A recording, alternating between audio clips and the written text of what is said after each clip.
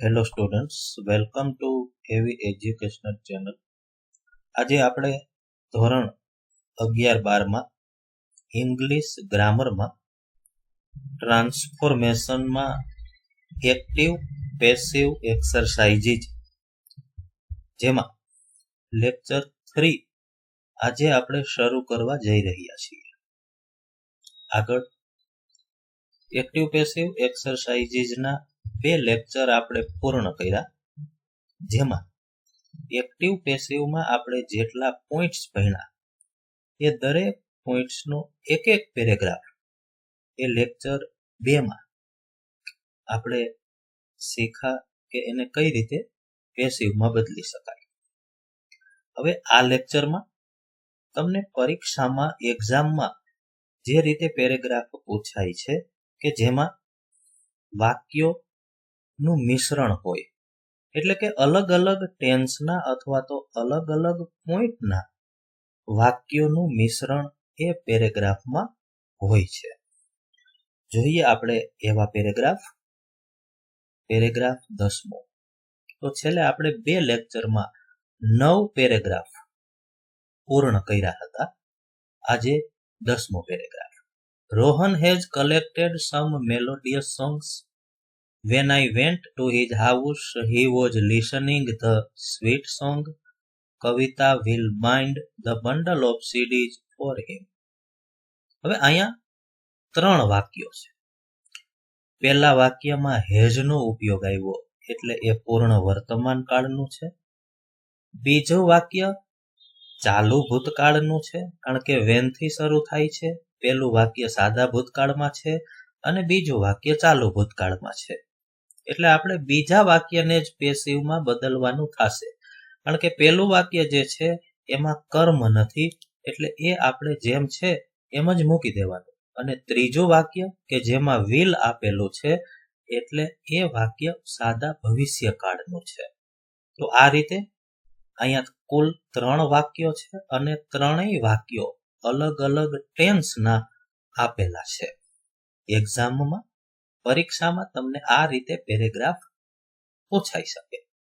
હવે start like this પછી લખેલું છે કે સમ મેલોડિયસ સોંગ્સ હેવ. હવે અહીંયા કર્મ થી વાક્યની શરૂઆત થઈ. પરીક્ષામાં આ રીતે હોય એટલે તમે સરળતાથી સમજી શકો કે તમારે આ પેરેગ્રાફને એક્ટિવમાંથી પેસિવમાં બદલવાનો છે. જોઈએ એનો જવાબ. તો હવે પહેલું વાક્ય પૂર્ણ વર્તમાન કાળનું છે. તો પૂર્ણ વર્તમાન કાળની પેસિવની વાક્ય રચના આપણે યાદ કરીએ તો સૌ પ્રથમ કર્મ. તો અહીંયા કર્મ આવ્યું જવાબમાં સમ મેલોડિયસ સોંગ્સ. કર્મ પછી હેવ અથવા હેઝ બેમાંથી જે લાગુ પડે તે મૂકવાનું.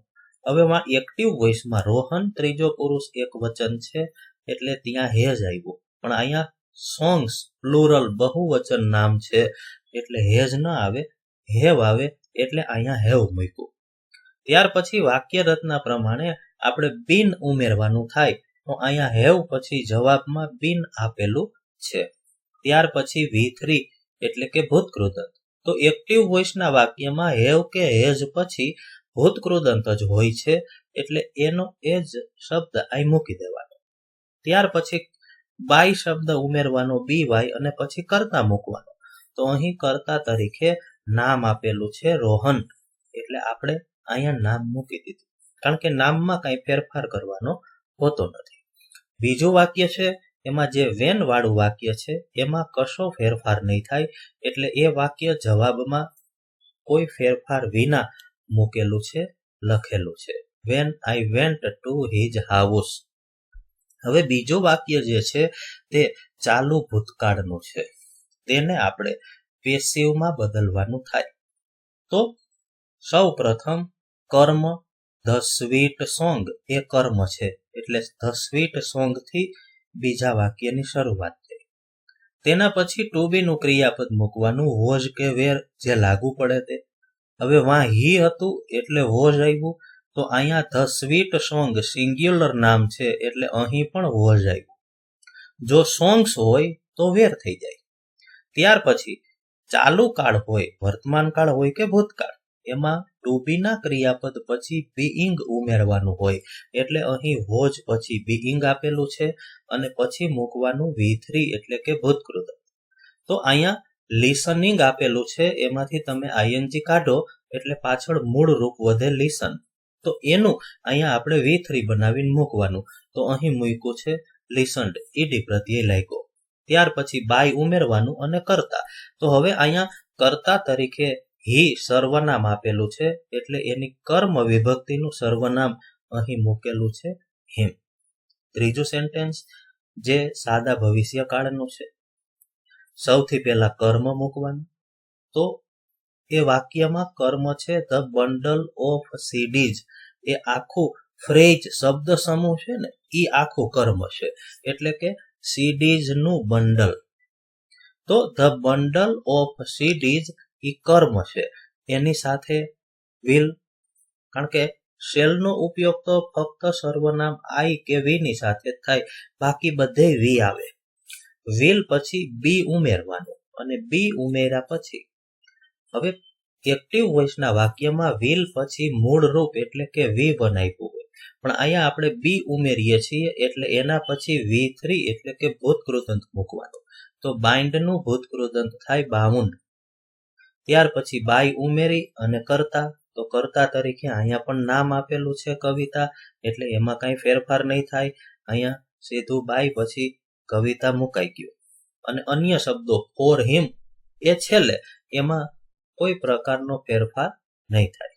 તો આ રીતે અલગ અલગ પોઈન્ટ્સના વાક્યનું મિશ્રણ હોય પેરેગ્રાફમાં, ત્યારે દરેકની વાક્ય રચના બરાબર વિચારીને યાદ કરીને એ વાક્યનો જવાબ તમે લખો, એટલે સરળતાથી તમે એ પેરેગ્રાફને પેસિવ વોઇસમાં બદલી શકો. ત્યાર પછીનો paragraph number 11. Shilpa teaches maths in the secondary section of Shanti Niketan School. She inspires the students to get good marks in maths. The staff appreciate her teaching method. હવે આખો પેરેગ્રાફ સાદા વર્તમાન કાળમાં છે. અગાઉ બોર્ડની પરીક્ષામાં પૂછાઈ ગયેલો પેરેગ્રાફ છે. ઘણી વખત આવું પણ બને કે ભાઈ એક કરતા વધારે પોઈન્ટ્સના વાક્યોને બદલે એક જ ટેન્સના એક જ પોઈન્ટ્સના વાક્યો આખા પેરેગ્રાફમાં આપેલા હોય. સ્ટાર્ટ લાઈક ધીસમાં આપ્યું છે મેથ્સ ઇઝ, તો કર્મ પહેલા આવી ગયું, એટલે આના આધારે તમે નક્કી કરી શકો પરીક્ષામાં કે તમારે વોઇસ ચેન્જ કરવાનો છે. જોઈએ એનો જવાબ. સાદા વર્તમાન કાળના બધા વાક્યો છે, એટલે હવે આપણે એની વાક્ય રચના યાદ કરીએ. 3 વાક્યો વિધાન વાક્યો છે, એટલે આપણે એક જ વિધાન વાક્યની જ પેસિવ વોઇસની વાક્ય રચના યાદ કરીને આપણે જવાબ લખવાનો થાય. એકદમ સિમ્પલ છે. તો સૌ પ્રથમ કર્મ, તો મેથ્સ આવ્યું. પછી ટુ બી નું ક્રિયાપદ, સાદો વર્તમાન કાળ છે એટલે એમ ઇઝ આર 3 માંથી લાગુ પડે તે, તો મેથ્સ ની સાથે આવે ઇઝ. ત્યાર પછી ભૂતકૃદંત, તો ટીચીજ, એમાંથી ઈએસ કાઢો તો ટીચ વધે, એ મૂળરૂપ ટીચ છે એનું ભૂતકૃદંત ટોટ. પછી બાય અને કરતા, તો કરતા છે Shilpa. In the secondary section of Shanti Niketan school, આ બધા અન્ય શબ્દો છે, એ આપણે છેલ્લે મૂકી દીધા કોઈ પણ ફેરફાર વિના. બીજું વાક્ય જેમાં કર્મ છે ધ સ્ટુડન્ટ્સ. હવે બહુવચનનું નામ છે એટલે ટુ બી નું ક્રિયાપદ આવ્યું આર. ઇન્સ્પાયર એ મૂળરૂપ છે, એનું ભૂતકૃદંત ઇન્સ્પાયર્ડ. પછી બાય ઉમેર્યું. હવે અહીંયા કર્તા તરીકે સર્વનામ શી આપેલું છે, એટલે અહીંયા બાય પછી એની કર્મ વિભક્તિનું સર્વનામ આવ્યું હર. અને છેલ્લે to get good marks in maths, એ અન્ય શબ્દો છે, એટલે એ છેલ્લે કોઈ પણ જાતનો ફેરફાર કર્યા વિના લખેલા છે, મૂકેલા છે. ત્રીજું વાક્ય છે જેમાં કર્મ છે હર ટીચિંગ મેથડ, એ આખો શબ્દ સમૂહ, એ 3 શબ્દો એ કર્મ છે. તો હર ટીચિંગ મેથડ એ સિંગ્યુલર નાઉન છે, નામ છે, એટલે એની સાથે ટુ બી નું ક્રિયાપદ ઇઝ આવ્યું. ત્યાર પછી ત્યાં મૂળરૂપ આપેલું છે એપ્રિસિએટ, તો એનું ભૂતકૃદંત થયું એપ્રિસિએટેડ. એપ્રિસિએટેડમાં ખાલી ડી લગાડી દીધું એટલે ભૂતકૃદંત થઈ ગયું. પછી બાય અને પછી કરતા ધ સ્ટાફ. તો આ રીતે સાદા વર્તમાન કાળના પેરેગ્રાફને તમે પેસિવમાં સરળતાથી બદલી શકો. ત્યાર પછી નંબર 12, my mother is making a special dish in the kitchen. આ ચાલુ વર્તમાન કાળનું વાક્ય. She has received a call from a guest just now. આ પૂર્ણ વર્તમાન કાળનું વાક્ય. If she had started early she would have completed her work in the kitchen. આ આવ્યું પરફેક્ટ મોડેલ ઓક્ઝિલરીનું વાક્ય. તો ત્રણેય પોઈન્ટ્સ જુદા જુદા થઈ ગયા. એટલે આપણે અહીંયા ત્રણેય વાક્ય રચના યાદ કરવી પડે. સ્ટાર્ટ લાઈક ધીસમાં છે અ સ્પેશિયલ ડિશ ઇઝ બીઇંગ, એટલે અડધો જવાબ તો આવી ગયો અહીંયા. જોઈએ એનો જવાબ. કર્મ અ સ્પેશિયલ ડિશ, પછી ટુ બી નું ક્રિયાપદ ઇઝ, કારણ કે અ સ્પેશિયલ ડિશ એટલે કે એકની વાત છે, એટલે કે એક વચન છે એટલે ઇઝ. પછી ચાલુ કાળમાં બીઇંગ ઉમેર્યું, ચાલુ કાળ છે એટલે. પછી ભૂતકૃદંત, તો મેક નું ભૂતકૃદંત મેડ થાય. બાય ઉમેર્યું, કરતા માય મધર, અને અન્ય શબ્દો ઇન ધ કિચન. આ બધા શબ્દો વાક્ય રચના પ્રમાણે જ આપેલા છે જવાબમાં. તમે વાક્ય રચના તપાસશો એટલે એ વાક્ય રચનામાં જે મુજબ શબ્દો છે એ મુજબ જ અહીં જવાબમાં શબ્દો આવશે, કોઈ પણ ટેન્સનું વાક્ય હોય. ત્યાર પછી બીજું વાક્ય પૂર્ણ વર્તમાન કાળનું છે. તો સૌથી પહેલા કર્મ, તો એમાં કર્મ છે અ કોલ ફ્રોમ અ ગેસ્ટ. એ બધા શબ્દો કર્મ તરીકે છે. ખાલી અ કોલ એટલું કર્મ નથી, અ કોલ ફ્રોમ અ ગેસ્ટ. હવે અ કોલ એટલે એક વચન, તો એની સાથે હેઝ આવે એટલે હેઝ. પછી બીન ઉમેર્યું, રિસીવ્ડ ઓલરેડી એક્ટિવ વોઇસમાં ભૂતકૃદંત આપેલું જ છે, V3 આપેલું જ છે, એનું ઈ અહીંયા મૂકી દીધું રિસીવ્ડ. પછી બાય અને શીની કર્મ વિભક્તિ હર, છેલ્લે અન્ય શબ્દો જસ્ટ નાવ એ એમનેમ ફેરફાર કર્યા વિના મૂકી દીધા. ત્યાર પછી હવે પરફેક્ટ મોડેલ ઓક્ઝિલરીનું વાક્ય, જેમાં પેલું વાક્ય ઇફ વાળું હોય એમાં કશો ફેરફાર થતો નથી, એટલે એ વાક્ય જવાબમાં એમનેમ આપેલું છે, if she had started early. હવે બીજું વાક્ય જે છે એમાં કર્મ છે હર વર્ક, તો અહીંયા સૌથી પહેલા આવ્યું હર વર્ક. પછી મોડેલ ઓક્ઝિલરી, તો અહીંયા વુડ આપેલું છે, ઈ જ અહીંયા મૂકવાનું.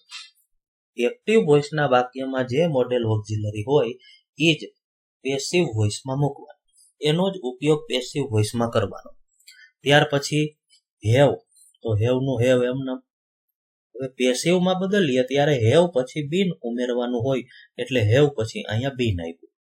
પછી V3, તો ત્યાં ઓલરેડી કમ્પ્લીટેડ એ V3 જ છે, એટલે કે ભૂતકૃદંત જ છે, એટલે અહીંયા કમ્પ્લીટેડ. પછી બાય ઉમેર્યું, કરતા તો શીની કર્મ વિભક્તિ હર, અને છેલ્લે ઇન ધ કિચન અન્ય શબ્દો એ છેલ્લે કોઈ પણ જાતનો ફેરફાર કર્યા વિના મૂકી દીધા.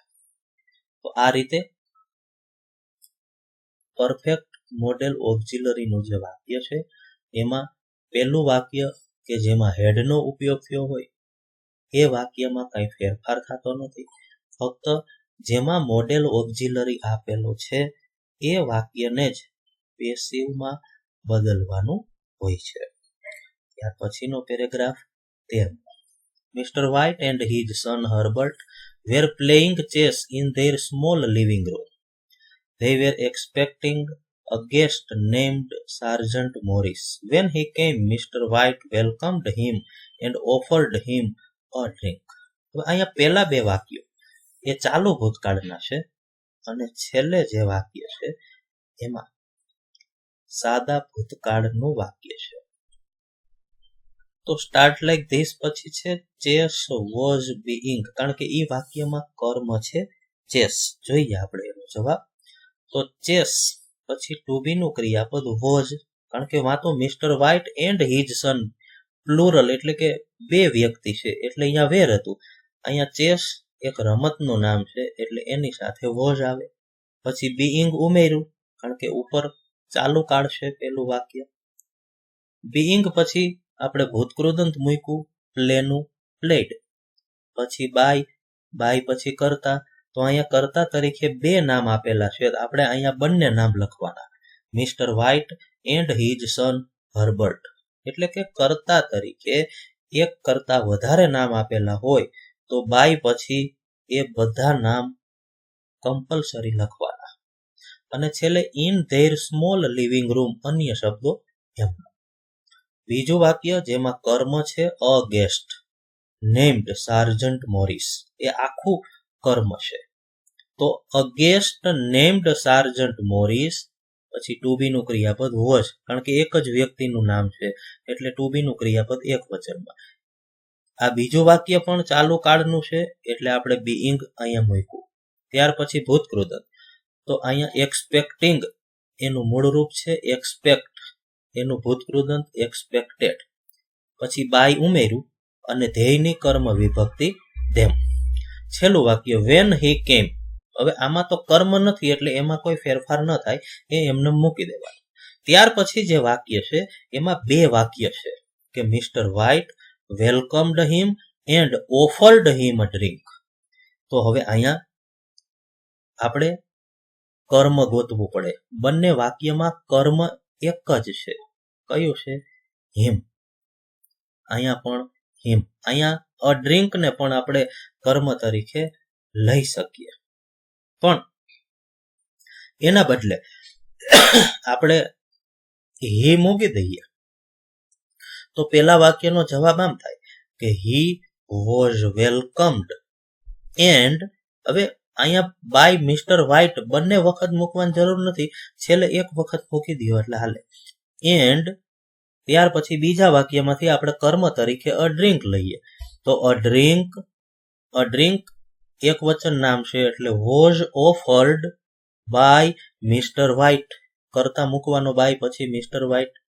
અહીંયા a drink offered by mistake was નથી લખેલું, પણ અહીંયા અ ડ્રિંક પછી તમારે વોઝ મૂકવાનું છે અને પછી ઓફર્ડ મૂકવાનું. હવે આ બીજા વાક્યમાંથી આપણે હિમ છે એને અહીંયા નથી લખ્યું, એ લખવાની જરૂર નથી કારણ કે એનો ઉલ્લેખ આગળ પહેલા વાક્યમાં થઈ ગયો છે. છેલ્લે બાય મિસ્ટર વ્હાઇટ, કારણ કે આ બંને વાક્યમાં જે ક્રિયા થાય છે એ ક્રિયા મિસ્ટર વ્હાઇટ દ્વારા થઈ, એટલે બે વખત લખવાની જરૂર નથી, છેલ્લે એક વખત બાય લખી અને એના પછી કરતા મૂકી દેવાનો.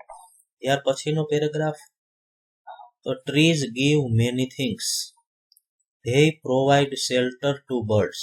આ બંને વાક્યો સાદા વર્તમાન કાળના છે. why should we cut them down, should we grow more trees. આ બે વાક્યો સિમ્પલ મોડેલ ઓક્ઝિલરીના છે. એમાં વાય વાળું વાક્ય એ WH ક્વેશ્ચન્સ અને should થી શરૂ થાય છે એ ઇન્ટ્રોગેટિવ. તો સ્ટાર્ટ લાઈક ધીસમાં મેની થિંગ્સ આર, કારણ કે મેની થિંગ્સ એટલે કે જાજી વસ્તુઓ, બહુવચન થઈ ગયું એટલે અહીંયા આર આવ્યું જોઈએ એનો જવાબ.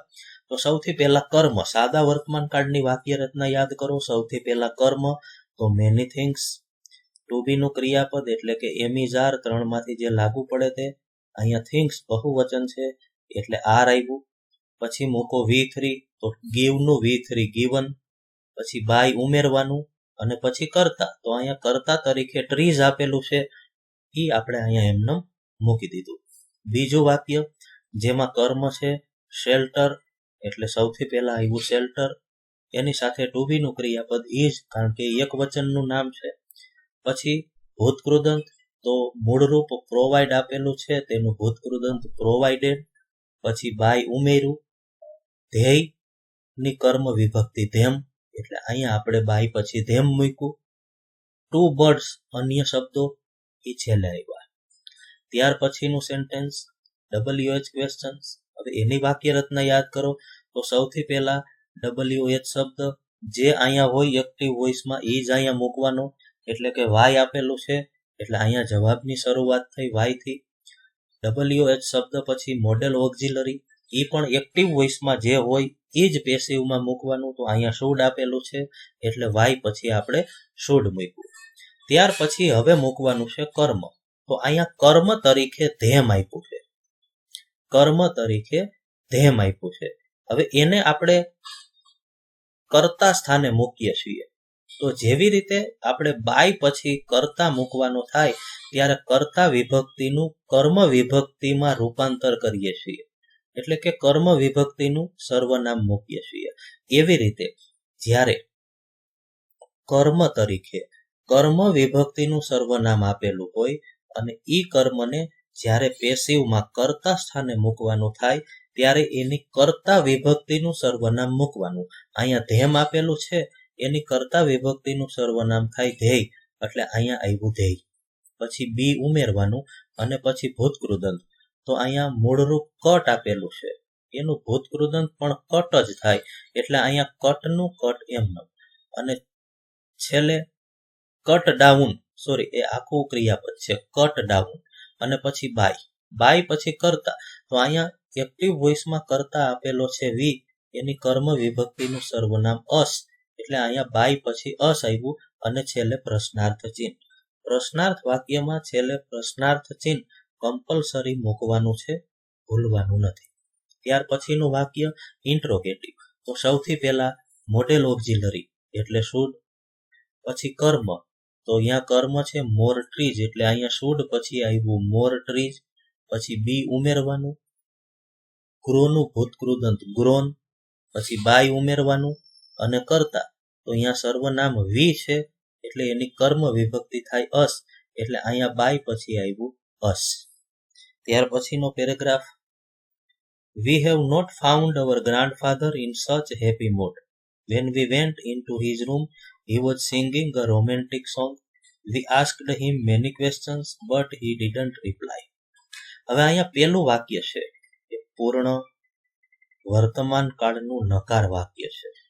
બીજું વાક્ય એ ચાલુ ભૂતકાળનું છે અને ત્રીજું વાક્ય એ સાદા ભૂતકાળનું છે.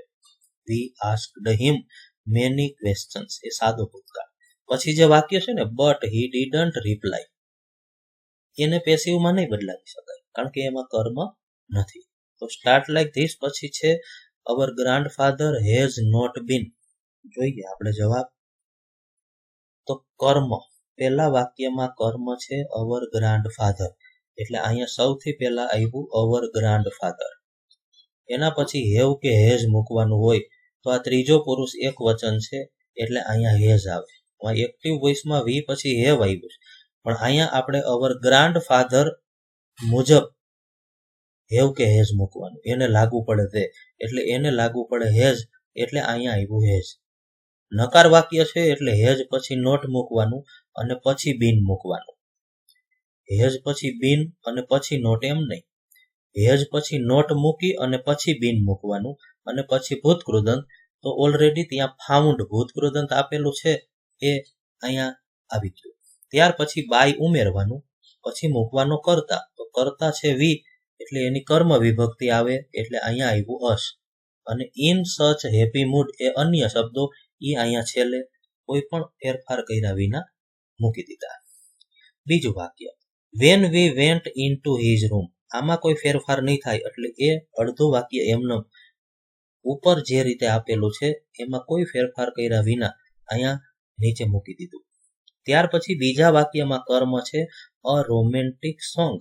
તો અહીંયા આવ્યું અ રોમેન્ટિક સોંગ, જેનાથી બીજા વાક્યની શરૂઆત થઈ. ત્યાર પછી ટુ બી નું ક્રિયાપદ. તો અ એટલે કે એક વચન બતાવે છે એટલે વોઝ. ચાલુ ભૂતકાળ છે એટલે બીઇંગ ઉમેર્યું. ભૂતકૃદંત તો અહીંયા મૂળરૂપ આઈએનજી કાઢી નાખો તો સિંગ એ મૂળરૂપ છે એનું ભૂતકૃદંત મૂક્યું અહીંયા સંગ. પછી બાય ઉમેર્યું અને એના પછી કર્તા તરીકે અહીંયા હી છે એટલે એની કર્મ વિભક્તિનું સર્વનામ થાય હિમ, એટલે અહીંયા આવ્યું હિમ જવાબમાં. છેલ્લું વાક્ય જેમાં કર્મ છે મેની ક્વેશ્ચન્સ. તો અહીંયા આપણે કર્મ મૂક્યું મેની ક્વેશ્ચન્સ. એના પછી ટુ બી નું ક્રિયાપદ બહુવચનનું વેર આવ્યું કારણ કે ક્વેશ્ચન્સ બહુવચન બતાવે છે. તો મેની ક્વેશ્ચન્સ વેર. પછી આસ્કડ એ ભૂતકાળનું રૂપ છે એનું ભૂતકૃદંત પણ આસ્કડ જ થાય. એક વાત યાદ રાખી લેવાની કે જે ક્રિયાપદને ઈડી પ્રત્યય લાગ્યો હોય અને એ ભૂતકાળમાં હોય તો એનું પૂર્ણ ભૂતકાળનું રૂપ ઈનું ઈ જ રહે. V2 માં ઈડી પ્રત્યય લાગે એટલે V3 માં ઈડી પ્રત્યય જ લાગે, એમાં કાંઈ ફેરફાર ન થાય. તો આસ્ક પછી બાય ઉમેર્યું, પછી કરતા, તો અહીંયા સર્વનામ વી છે એટલે અહીંયા એની કર્મ વિભક્તિ અસ આપણે મૂકી. To him but he didn't reply, હવે એમાં કાંઈ ફેરફાર નહીં થાય કારણ કે એમાં કર્મ નથી. તો વિદ્યાર્થી મિત્રો, હજી વધારે પેરેગ્રાફની પ્રેક્ટિસ આપણે નેક્સ્ટ લેક્ચરમાં કરીશું. Thank you very much.